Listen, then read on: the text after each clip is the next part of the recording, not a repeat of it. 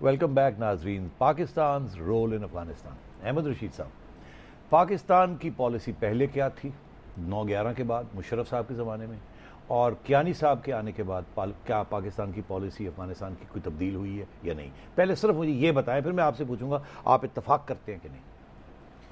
पाकिस्तान की पॉलिसी दो हाथों से चल रही थी मुशर्रफ के दौर में। एक तरफ से तो तालिबान को सपोर्ट कर रही थी, अफगान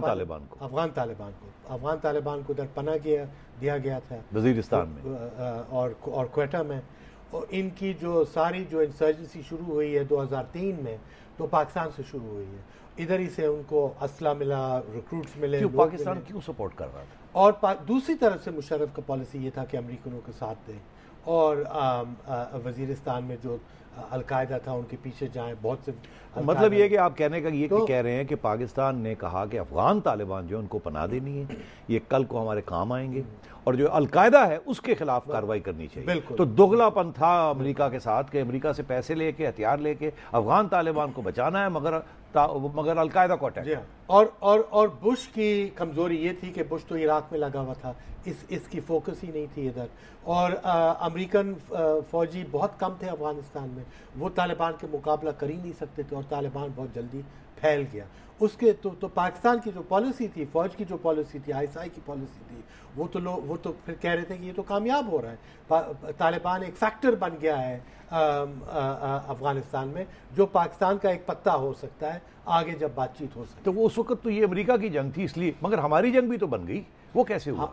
वो यही हुआ सबसे बड़ी गलती जो मैं तो बहुत अरसे तक यही कह रहा था कि अगर आप अफगान तालिबान को इधर बसाएंगे फाटा में और बलूचिस्तान में, तो ये जो पख्तूनों के साथ वो रहेंगे, हमारे अपने पख्तून, वो भी रेडिकलाइज होंगे, वो भी दहशतगर्दी की तरफ जाएंगे, वो भी तालिबान के साथ ही लड़ेंगे।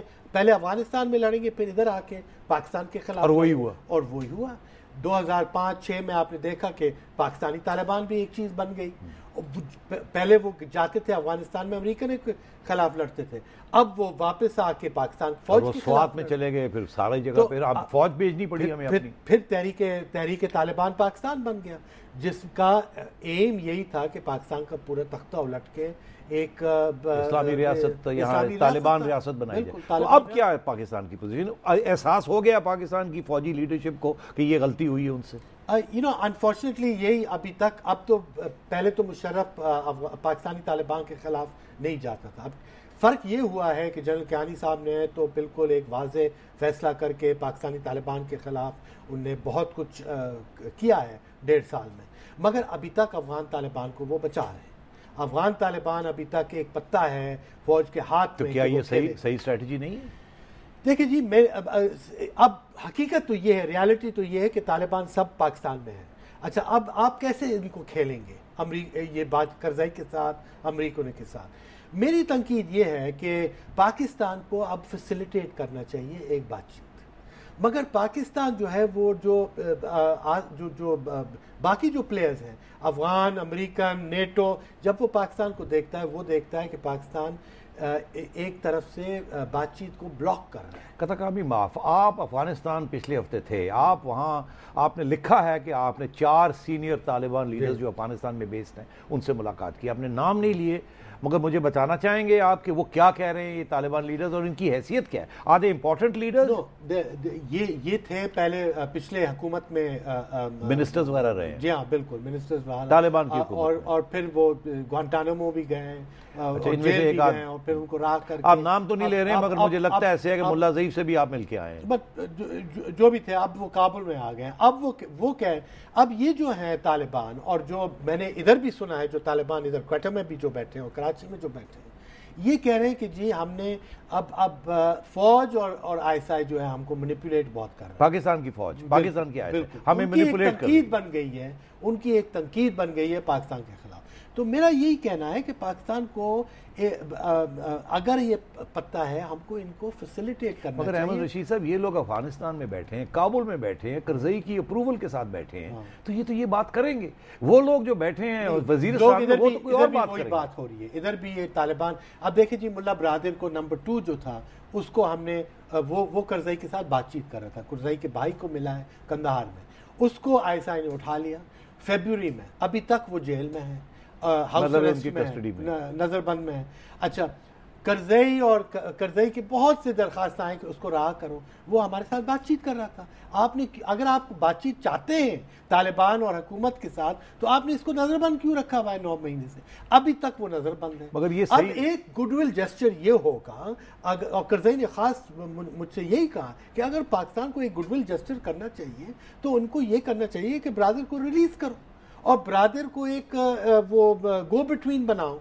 اچھا، اور یہ جو طالبان تھے کابل جس میں میں ملا ہوں، یہ کہہ رہے ہیں کہ جی ایک تیسرا ملک بنے، ایک تیسرے ملک میں میڈیٹر بنے، تیسرا ملک جو نہ پاکستان ہو نہ افغانستان ہو، ادھر ہم کو اجازت ہو کہ ہم جا کے ادھر بیٹھیں اور بات چیت۔ سعودی عربیہ بھی تو ایک رول ادا کر رہا تھا، وہ بھی تو کوئی ٹاکس میں تھا۔ وہ پہلے 2008 اور 2009 میں وہ بالکل بات چیت کروا رہے تھے، ان کے ذریعے بھی کوئی بات چیت ہو رہی تھی۔ مگر اب سعودی عربیہ کا موقف یہ ہے کہ جب تک طالبان پبلکلی القاعدہ کو چھوڑ نہیں دے گا، پبلکلی ملا عمر کو اناؤنس کرنا ہوگا کہ میں نے القاعدہ کو چھوڑ دیا، اس وقت تک سعودی عربیہ انوالو نہیں ہوگا۔ اس لیے آپ کو پتہ ہے کہ سعودی عربیہ کا اب بہت القاعدہ کے حملے ہو رہے ہیں، یمن سے حملے ہو رہے ہیں اور سعودی عربیہ میں اندر سے حملے ہو رہے ہیں۔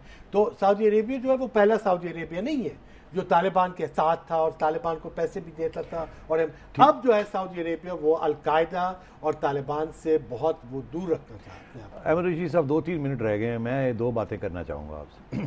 کیا یہ پاکستان کا حق فرض نہیں ہے کہ اپنے مفاد میں ایسا افغانستان بنے جو سٹیبل بھی ہو، اس میں امن بھی ہو، اور پاکستان کی طرف اچھے نظریے سے، اچھی نظر سے دیکھے، فرینڈلی ہو؟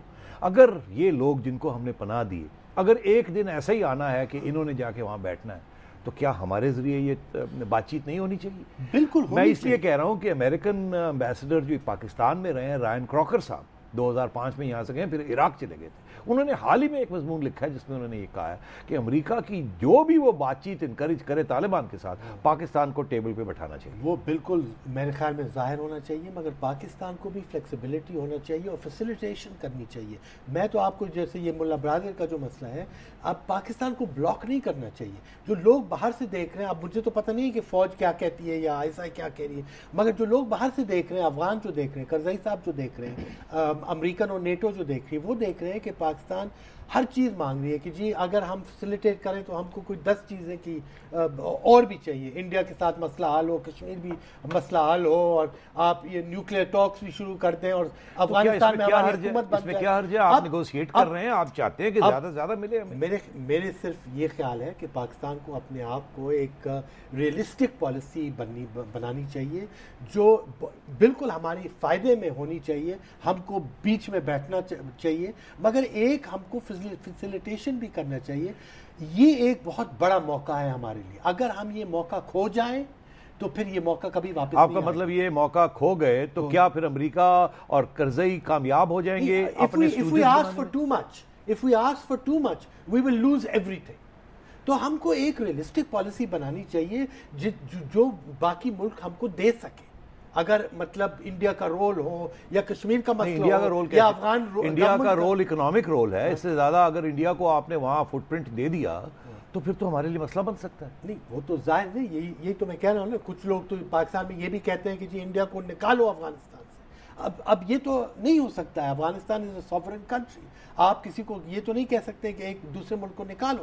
تو اب یہ ہے کہ آپ کو، میں صرف یہ کہہ رہا ہوں کہ آپ اتنا ریجڈ نہیں بنے، اتنا آپ سخت تنگی نہیں بنے کہ مطلب آپ سب کچھ ہار جائیں۔ لاسٹ کویسچن، آپ افغانستان میں سلوشن نظر آ رہی ہے جس میں امریکہ بھی آنریبلی وہاں سے چلا جائے اور اسٹیبل افغانستان بھی ہو جائے اور پاکستان کو بھی کوئی خطرہ نہ ہو اس قسم کے افغانستان سے؟ آپ کو نظر آ رہا ہے اگلے 3-4 سال میں یہی یا نہیں نظر آ رہا؟ مجھے نظر آ رہا ہے، اگر میرے خیال میں اگر بات چیت کی طرف اب جو کھسک رہے ہیں آہستہ آہستہ، امریکہ، کرزئی، پاکستان، ایران، روس، انڈیا، سب لوگ کھسک رہے ہیں بات چیت کی طرف، میرے خیال میں ایک امن کا نتیجہ۔ تو مطلب یہ ہے کہ پہلے سب نے غلطیاں کی، اب سب کو احساس ہو گیا اپنی غلطیوں کا، سب ایڈجسٹمنٹس کر رہے ہیں، کمپرومائز کر رہے ہیں۔ اور پاکستان کا بہت اہم رول ہے۔ میں صرف ڈرا یہ ہوں کہ فوج جو ہے وہ اتنی اس کی وش لسٹ ہے افغانستان کہ ہم طالبان کو فیسیلیٹیٹ اگر کرنے تو ہماری اتنی لمبی وش لسٹ ہے، وہ اتنی لمبی وش لسٹ میرا خیال ہے وش لسٹ ہے احمد رشید صاحب، وہ ایک نیگوسیٹنگ پوزیشن ہوتی ہے، سگنلنگ پوزیشن ہوتی ہے، جب فائنل بات چیت ہوتی ہے تو بہت سی چیزیں اس میں چھوڑ دی جاتی ہیں. بڑی مہربانی، تھینک یو ویری مچ.